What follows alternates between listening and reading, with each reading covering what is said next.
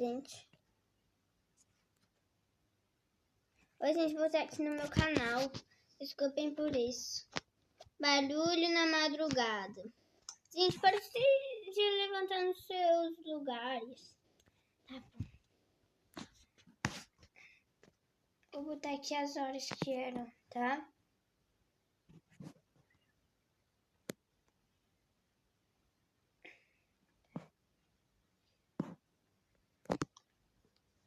Da noite, tá? Mas aí... Ô, Ginger, pelo amor de Deus. Ai, que coisa mais entediante. Eu acho que eu vou cantar algo. Deixa eu só ver.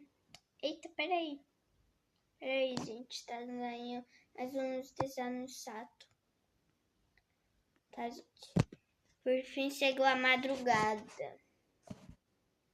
Ô, gente, pelo amor de Deus, não vamos fazer briga aqui, não. Eu quero que vocês durmam em paz. Que fiquem com Deus. Eita, gente. Gente, eu não cliquei em nada. Pelo amor de Deus, esse jogo já tá insuportável.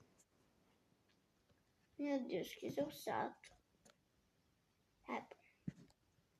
Ah, que música eu vou cantar? Vou cantar do Six Seven.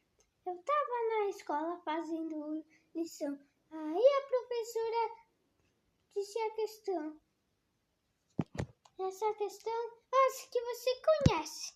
É muito fácil. 20 mais 20 mais 20 mais 7. Aí é muito fácil, professora Six Seven. 20 mais 20 mais 20 mais 7.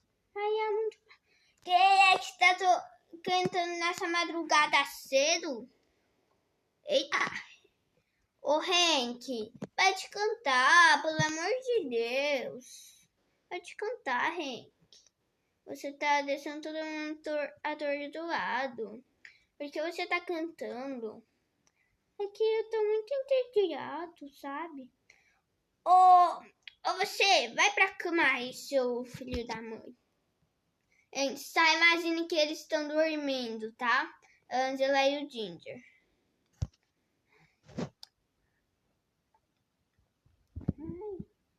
Ô, gente.